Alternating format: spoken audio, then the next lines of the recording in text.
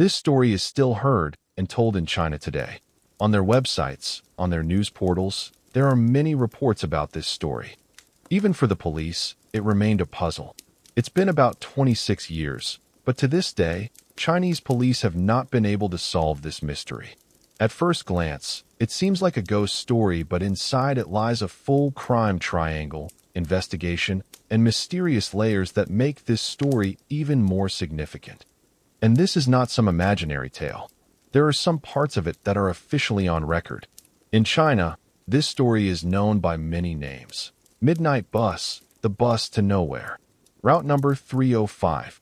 This story is from the night of November 14th, 1995, and it begins in Beijing.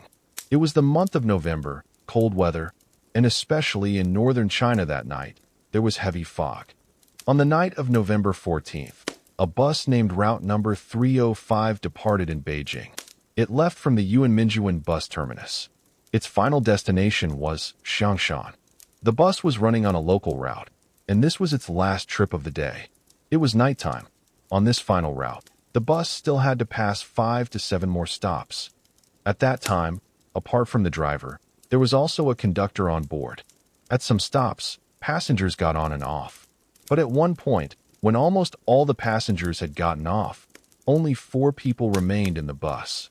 An elderly woman, a young man, and a couple.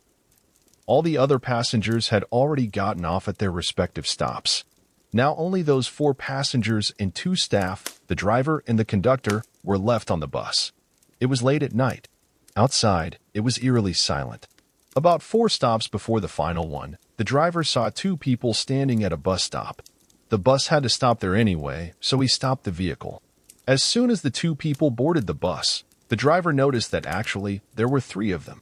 The 2 were holding up a third person, as if he was weak. The other passengers saw that the third person's face wasn't clearly visible. All 3 of them were wearing old-style traditional Chinese clothing, which isn't common anymore. Their behavior and attire seemed strange.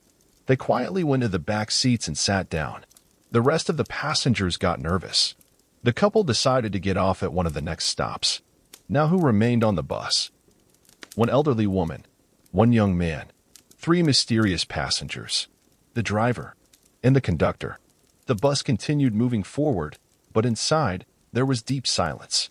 Sometime later, the elderly woman suddenly stood up and started shouting loudly. She grabbed the young man and said, "You stole my purse." The boy was shocked and said, "I didn't do anything." A fight began between them. The noise reached the driver and the conductor. The conductor came over and asked, "What happened?" The woman said, "He stole my purse. I need to file a complaint with the police at the next stop." The driver and conductor tried to calm her down, but she remained adamant. Finally, when the next stop came, the driver stopped the bus. The woman grabbed the boy's hand and pulled him off the bus. As the bus moved on, the boy burst out angrily. "Why did you falsely accuse me?" The woman replied, "I saved your life." The boy was stunned. "How?" The woman explained. "The 3 people who boarded the bus, they weren't human. When I saw them, I immediately realized something was wrong. They weren't walking on the ground. Their feet were hovering above it. Their clothes were from a different era. And the third person's face was completely strange. I made up the theft accusation just to get us off the bus without raising suspicion. If I had told the truth, no one would have believed me." The boy was still a bit confused, but now he was scared too. The woman said, "We are very lucky we got off that bus in time, because that bus was never seen again." The woman said that when she was sitting in the bus, she closely observed the 3 people. They were wearing old-fashioned clothes, and their feet weren't touching the ground, they were floating in the air. When people heard this, they asked, "What does that mean?" They found all of it very strange. A little later, the woman and that boy reached a police station. The woman said those people weren't normal humans. At first, she had been scared, but then she gathered courage and went to file the report. Earlier, the conductor had tried to explain that perhaps those people were part of a theater group, and that's why they were wearing such clothes. But the woman was convinced that something was wrong, so she got off the bus with the boy and informed the police. The police didn't take their statements seriously at first. They thought, maybe this old woman is confused, or mentally unstable. But when the boy repeated the exact same story, the police became a little more alert. Still, no official report was filed that night. The night of November 14th passed. On the morning of November 15th, the bus that was operating on route number 375 didn't reach its depot on time. It had been seen at several stops, but after that, it disappeared. When the bus depot officials made inquiries everywhere, they learned that the bus had been last seen about 4 stops before its final destination. There was no trace of the passengers or the driver after that.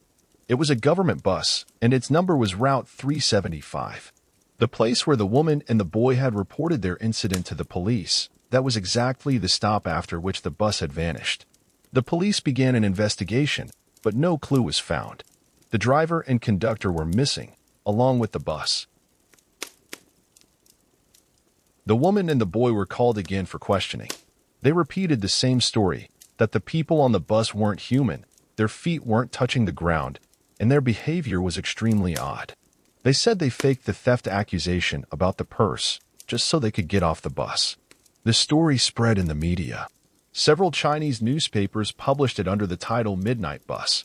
Beijing television channels aired interviews with the woman and the boy.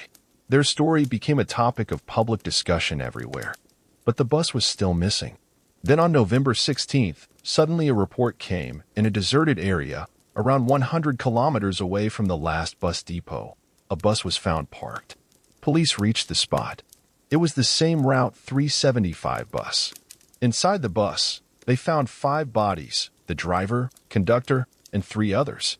Police and doctors were shocked. The bodies looked about 2 days old, but they were so badly decomposed, it was as if they had been dead for months. In the cold month of November, and inside water, it was not possible for bodies to decompose that quickly in just 2 days. The postmortem revealed that 3 of the 5 bodies had decayed unnaturally fast.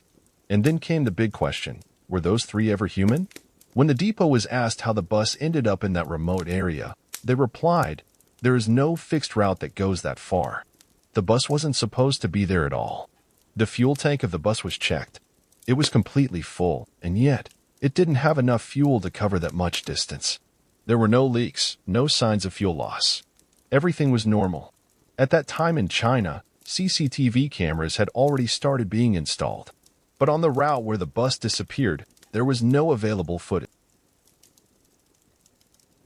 The police conducted a full investigation and filed a report, but to this day, no solid answer has ever been found. The incident involving route number 375 is still considered a mystery by the Beijing police. For many months afterward, people were afraid to travel at night on that route. Route 375 was declared a ghost bus. Many commuters began making sure they reached home before sunset. This fear lasted for years.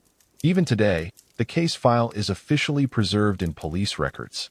The identification of the driver and conductor, the statements of the woman and the boy, the post-mortem reports, all of it exists as legal documents. But one thing still has no answer. Who were those 3 people? How did the bus end up in that desolate river area? And why did 3 of the 5 bodies rot so quickly? There has never been an answer, and maybe there never will be.